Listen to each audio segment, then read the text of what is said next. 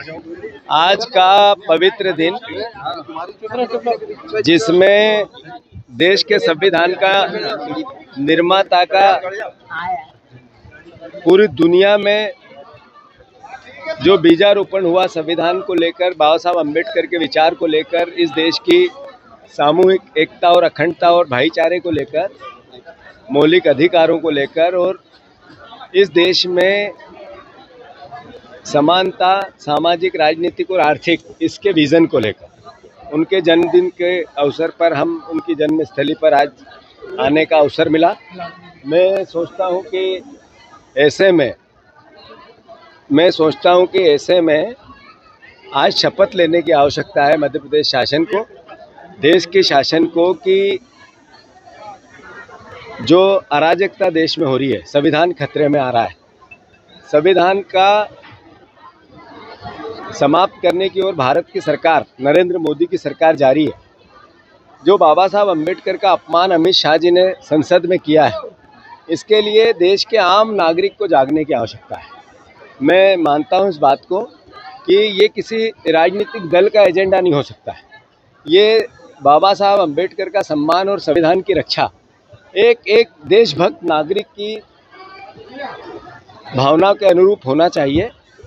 मैं मानता हूं इस बात को कि भारतीय जनता पार्टी ने किस तरीके से संविधान का उल्लंघन अलग अलग तरीके से कर रहे हैं। एक हमारी सरकार थी मनमोहन सिंह जी की, कांग्रेस की, बाबा साहब अम्बेडकर की पार्टी की। बाबा साहब अम्बेडकर ने जब संविधान का निर्माण किया तब कांग्रेस पार्टी के साथ मिलकर किया। तो मैं समझता हूं कि उन्होंने जो कानून लेके आए वो भोजन का अधिकार, यानी सबको भोजन मिलना चाहिए, ये अधिकार है हर नागरिक का, हर बच्चे का।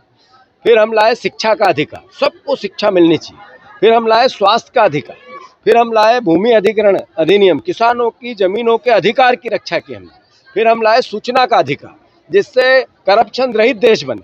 फिर हम लाए वन पट्टा भूमि का अधिकार, जो आदिवासी परिवार के लोग हैं उनकी जिस भूमि पे है, जंगल पे है, जमीन पे उनका अधिकार है। ये लेके आए, जिसने देश में एक नई क्रांति लेके आई, जिसमें देश में एक आर्थिक जागरूकता लेके आई, आर्थिक अधिकार लेके आए। और भारतीय जनता पार्टी, नरेंद्र मोदी 10 साल में क्या लाए, जिससे नागरिकों में डर पैदा हुआ, जिससे नागरिकों में कई प्रकार के प्रश्न खड़े हुए।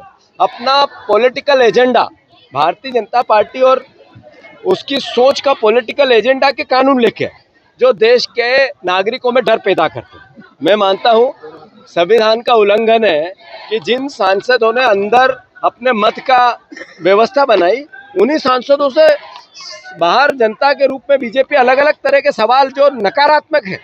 मैं मानता हूं ये देश खतरे में, और संविधान, संसद में लोकतंत्र, जनप्रतिनिधि अपनी बात करते हैं, उनको बाहर डराया जाता है। एक तरह से ये देश के संविधान के साथ कुठाराघात और बीजेपी कर रही है, बीजेपी की सोच कर रही है, उसके जो फ्रंटल ऑर्गेनाइजेशन है उनके वो कर रहे हैं।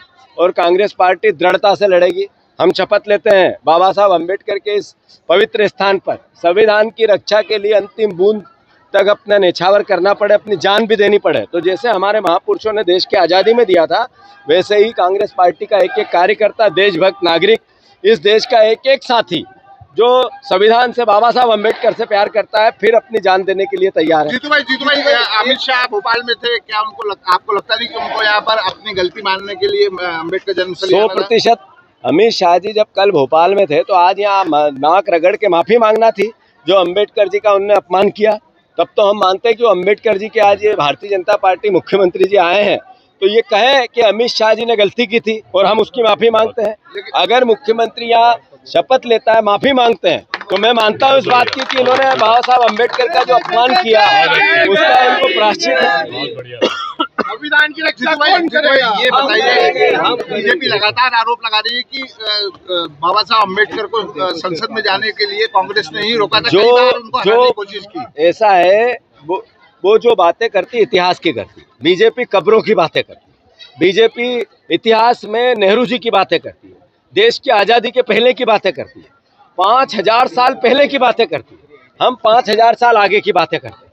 देश 5000 साल तक कैसे जीवित रहे, एक वंचित, शोषित, पीड़ित, जो दुखी वर्ग है, जिसको आज देश के अधिकारों की रक्षा है, जो सबका साथ सबका विकास नरेंद्र मोदी जी ने कहा।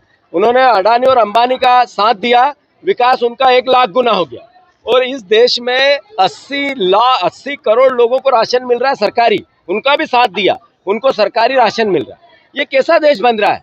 13% लोगों के पास देश की 80% संपत्ति चली गई, 78% लोगों के पास 20% संपत्ति है। लोग महंगाई से त्रस्त है, परेशान है, दुखी है। तो ये 2 भारत बन रहे हैं। तो इसका अगर कोई दोषी है तो वो नरेंद्र मोदी है, बीजेपी है, ये सरकार है। और बाबा साहब अम्बेडकर के संविधान ने क्या कहा?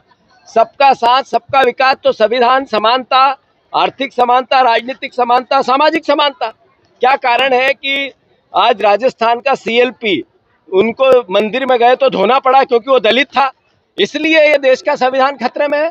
दलित एक CLP लीडर मंदिर में चला गया तो बीजेपी के एक विधायक ने मंदिर धुलवा दिया। ये सोच है बीजेपी की? क्या इसकी माफी मांगेंगे यहाँ पे जो बीजेपी के नेता मुख्यमंत्री आ रहे हैं? ये सोच के खिलाफ देश को खड़ा होना पड़ेगा। ये कांग्रेस, बीजेपी या दूसरे राजनीतिक दलों की भावना नहीं है, ये भावना इस देश के मर्म की, बाबा साहब अम्बेडकर की सोच की, समानता के अधिकार की। और ये कांग्रेस पार्टी पूरी ताकत से, मैंने जैसा कहा, अपने अंतिम बूंद, खून की बूंद तक भी संविधान की रक्षा में लगानी पड़ी तो हम पीछे नहीं रहेंगे।